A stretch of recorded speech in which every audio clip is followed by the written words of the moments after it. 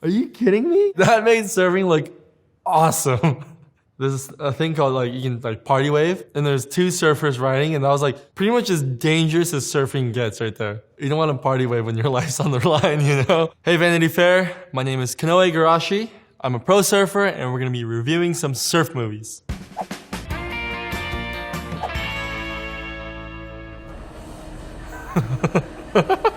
Alright, so right here you can tell she doesn't really know what she's doing. And she looks a little bit unsure when she's paddling and her feet are up. She's not catching the wave. Like, she missed the wave just then. But in this scene, she's actually on the wave. And that wave wasn't that big, actually. That wave was probably like 3 feet, and all of a sudden, this next scene is like 8 feet. It's close enough. Whoa. Is that a double? That's not the same person. The scene of her like paddling into it, you could tell the person didn't know how to surf. And all of a sudden, like, they really knew how to surf on the wave. So I was like, so that must be a stunt double. Oh my God. And then this third scene, she's like one of the best surfers in the world. So it's like, there's 3 different surfers in one scene. Pipe, I was just there like a few hours ago. So yeah, this is actually Pipeline. It's one of the most famous waves in the world. They have some of the biggest surfing events. And this is like the exact scene of like, everyone's so close to the beach. It's like intense. Real Hawaiian scene. Like, I think that's the Volcom House. One of them is Kala, right there in the beanie. I saw him like 8 hours ago, actually. I was just in Hawaii right before this. It's pretty crazy that they incorporated like that real scene in a Hollywood movie. Right here when she's in the barrel, I can't tell if that's real or if that's like green screen, but that's like as good as it gets right there. That's like top-notch pro surfer. Oh, has to hit the reef. Oh, I called it. Leash is stuck in the reef. That's happened to me like once, and I pretty much like panicked, and I was like, yeah, this is it. But you're hoping for the leash to break.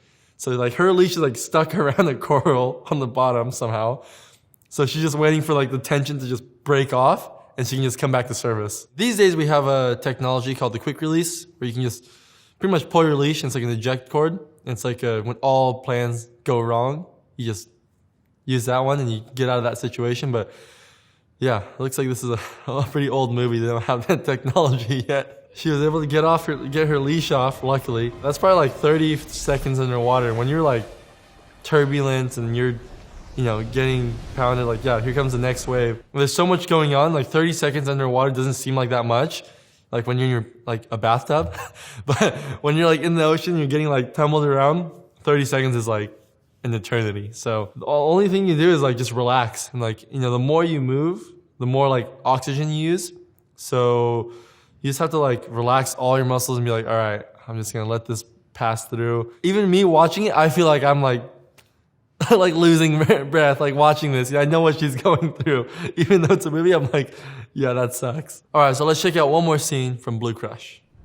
It's funny, this is actually Hawaii, because the ocean in Hawaii, the bottom, the sand is like groomed that kind of way too. Hawaii is one of the only places where I've seen that has that kind of sand below. I think Hawaiians have been training like that for forever, I feel like. I mean, I don't know about people behind you like that, but that underwater, like with a rock, it's good cardio training. It's like a stress cardio almost. Like you need to like switch off your mental like anxiety, and then like be able to hold your breath for as long as you can underwater. This is like the ultimate surf training, really. This is Point Break, the 2015 remake. I think it's in Tahiti, right? Chopu, yeah, I want to say Raimana was in it because he always talks about this movie. He's like, hey, you see my scene in Point Break? Well, I'm watching it now, Raimana. Oh, Ready? oh, Laird Hamilton. Here comes the set of the day. So that guy that came in to pick up the other server was Laird Hamilton. He's a famous big wave rider. To have someone like that pick you up and tell you that wave of the day is coming in is like, all right, it's on. Oh, stop. That's Raimana right there. I don't know what he's driving and what he's doing, but I always stay with him when I go to Tahiti. It's crazy. Chopu, like the scene like in the water is exactly that. Like boats everywhere, people like screaming, like cheering, because you can see like the sets coming from like really far away. That scene was exactly it. It's like the set of the day is coming in, like get on. There's 2 guys racing the same way. Who's got the inside?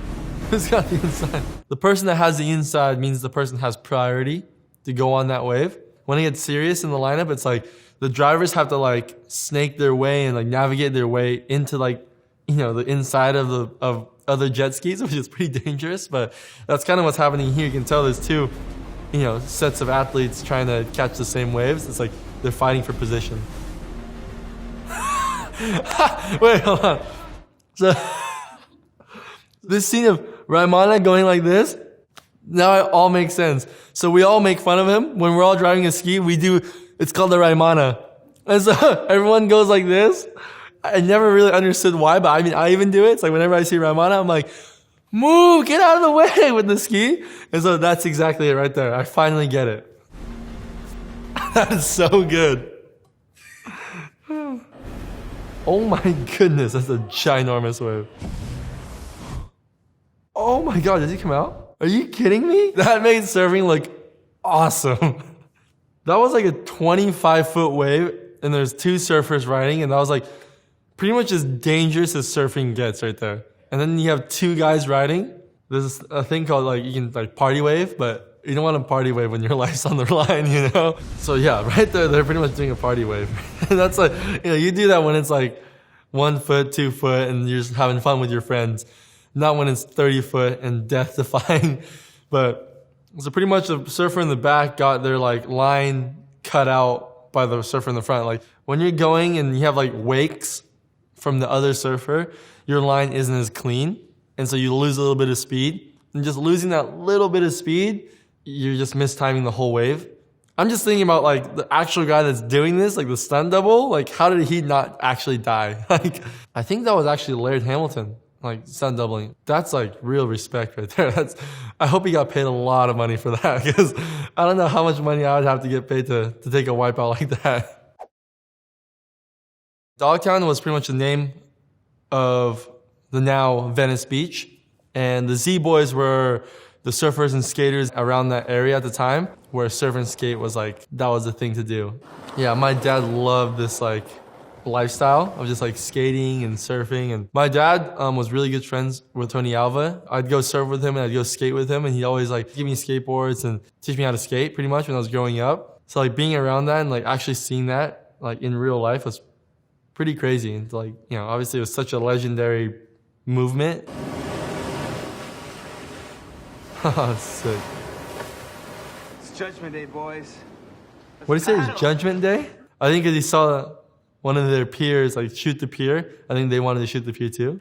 You broads aren't surfing now. I ain't surfing no sloppy seconds. Working rock patrol mop top. Sloppy seconds are just like, he didn't want to surf the waves when the waves got bad. So they wanted to surf like when the conditions were good. And normally, I'm assuming like when the like all the older guys would go in like out of the water when the waves got bad. And so that's when the kids can go surf. They didn't want to surf the sloppy seconds. They wanted to surf when the conditions were good with the elder guys. Surfing, a lot of times there's like localism, and you can tell that there's like a, you know, the older peers have that like, they're pretty much just owning the lineup, and the lineup is pretty much like the surf break, and you got to earn your right. And so it's pretty much like the younger kids having to like show the respect to the elders to earn their spot to go surf.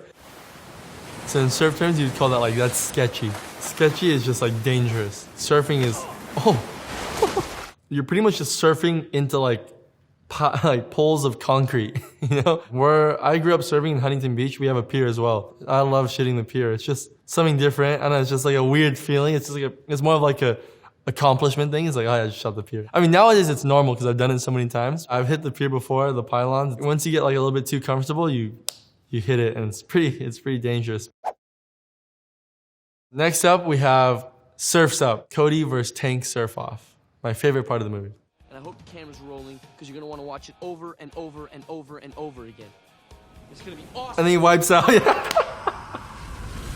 They play like 10 times.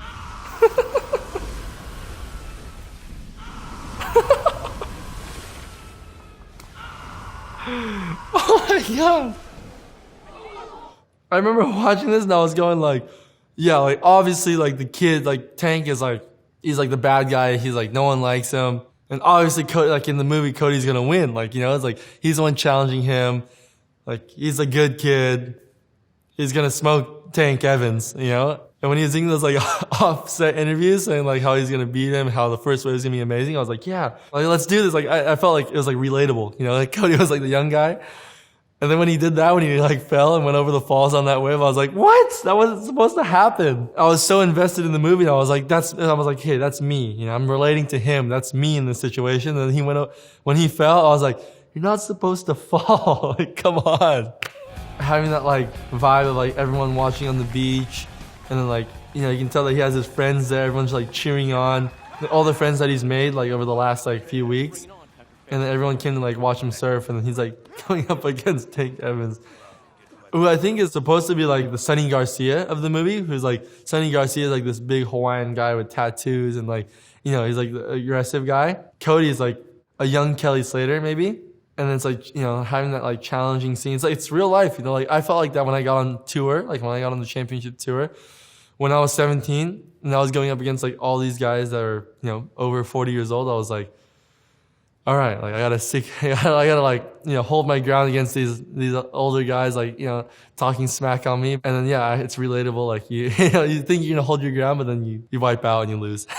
As funny as it sounds, like I'm a kid at heart, so yeah, I did like I was like, remember like little scenes like being 17 and competing like at Hawaii and stuff, and like thinking like, all right, yeah, I'm Cody and that's Tank Evans, like that's the bad guy. I gotta take on the bad guy. And all my friends are here watching. It's so serious. It's like that's like the classic angle too. Like it's so well done, and like the way he's paddling and the way his facial like the way he's like reacting to these waves, it's pretty funny. You feel like in the movie, and then you have like Tank Evans like all cocky and like nonchalant. It's so funny. It's such a good movie. I think it's my favorite surf movie. In real surf movie wise and animated surf movies, this one takes the cake. All right, guys, that's it for today. Thanks for watching these surf movies with me. Hopefully we have more of these. There's plenty of more surf movies to watch, and peace out.